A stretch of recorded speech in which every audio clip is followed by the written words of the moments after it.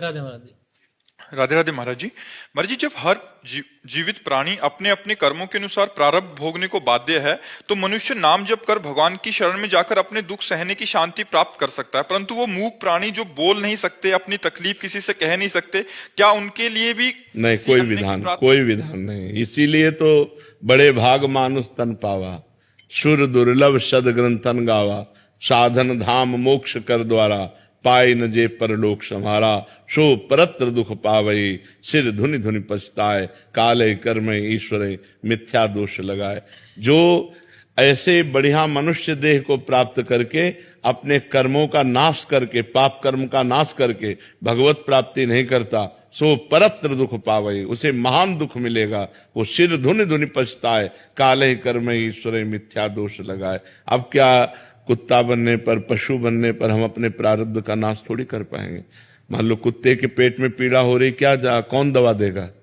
कौन जान रहा है कि उसकी पीड़ा? वो बता सकता है क्या? वो फड़फड़ा रहा है।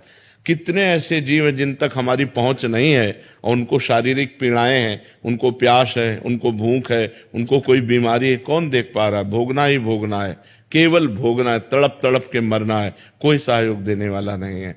मनुष्य जीवन में तो हमें कष्ट है तो हम बता सकते हैं मुझे यहाँ पीड़ा है, हम अस्पताल जा सकते हैं, हम अब भजन के द्वारा, अनुष्ठान के द्वारा अपने पूर्व पापों को नष्ट कर सकते हैं। अगर पूर्व पाप नष्ट ना होते तो भगवत प्राप्ति किसी को होती ही नहीं। इसका मतलब पूर्व प्रारब्ध मिटता है, लिखित मिटता है, तभी तो हम जाकर के नए प्रारब्ध की रचना करके भगवत प्राप्ति करते हैं। ये सुअर कुत्ता बनने पे नहीं होगा, ये गधा ऊंट बनने पे नहीं होगा, ये मनुष्य बनने पर ही होगा। और मनुष्य जन्म मिला तो भूमि परत भा ढाबर पानी, तिम जीवई माया लपटानी। जैसे शुद्ध जल आकाश से गिरा और पृथ्वी पे गंदा हो गया, ऐसे ही आते मम्मी पापा, परिवार, जवान हुआ पत्नी पुत्र, मकान दुकान, रुपया पैसा, बुढ़ापा आया, फिर वही सब वासनाएं और मर गया। जिस काम के लिए आया वो काम नहीं कर पाया। कर्म बंधनों का नाश करके भगवत प्राप्ति करने के लिए आया, वो तो हो नहीं पाया। सब का सब यहीं पड़ा रह गया और वो अपने कर्मों को लेकर यहाँ से चला जाता है। इसलिए विवेकवान वही है जो अपने कर्तव्य को पूजा बना ले और भगवान का नाम जप करते हुए पापों से डरे, कोई पाप कर्म ना करे, तो वो बाजी मार ले जाएगा। नहीं तो माया रौंद देगी, फिर हमको 83,99,999 योनियां। जैसे एक योनि है सर्प, अब सर्प योनि में कोबरा है, दुमहा है, अजगर है, कितने प्रकार के सर्प हैं। एक योनि है सर्प। ऐसी 83,99,999 योनियों के बाद एक मनुष्य योनि जब होते तब उसे 84 लाख योनियों में। ऐसे ही हमको अन्य योनियों के विभागों में कब तक भटकना पड़ेगा, जब तक मनुष्य शरीर मिलकर के हम भजन नहीं करेंगे। तो अभी हमें मिल गया है, अब हम सही चलें, पापाचरण न करें, शराब न पिएं, मांस न खाएं, पराई बहन बेटी की तरफ गंदी दृष्टि न रखें, चोरी न करें, हिंसा न करें, नाम जप करें, ईमानदारी से जो पद मिला है अपने पद का ईमानदारी से प्रयोग करें समाज सेवा के लिए। बढ़िया मंगल में पूजा हो गई भगवान की।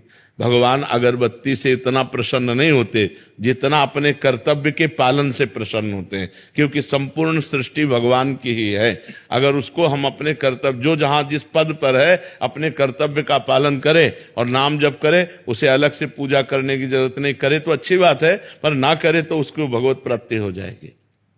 लेकिन महाराज जी, इसमें जैसे अगर कोई भी जीव है, तो अगर कोई और जैसे मनुष्य, कोई उनका प्रियजन उनके लिए प्रार्थना करे, तो क्या इससे उनको कुछ सहायता मिलेगी? कष्ट कुछ कम होगा? नहीं, कष्ट तो कम नहीं होगा, कष्ट कम नहीं हो सकता।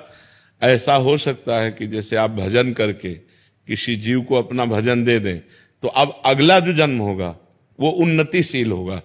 लेकिन इस समय वर्तमान के कष्ट को न काहू के दुख सुख कर दाता, निज कृत कर्म भोग सुन भ्राता। अब हमारे भजन का फल यह है कि ऐसी परिस्थिति में भी हम आनंदित हैं, ऐसी परिस्थिति में भी हम प्रसन्न हैं। हम ऐसे प्रसन्न हैं जैसे स्वस्थ पुरुष प्रसन्न नहीं रह सकता, उससे ज्यादा हम प्रसन्न हैं। क्यों? भगवान की शरण में है। अगर भगवान की शरण में ना हो तो अभी सब बिगड़ जाए। अभी जो हमें उत्साह है, ये जो हमें पावर मिल रहा है, ये भगवान से मिल रहा है। एक नवीन उत्साह, एक नवीन पावर, एक नवीन आनंद, तो हर समय प्रसन्न रहते हैं। ब्रह्मभूता प्रसन्नात्मा। और यदि ब्रह्म से संबंध नहीं है तो फिर नहीं।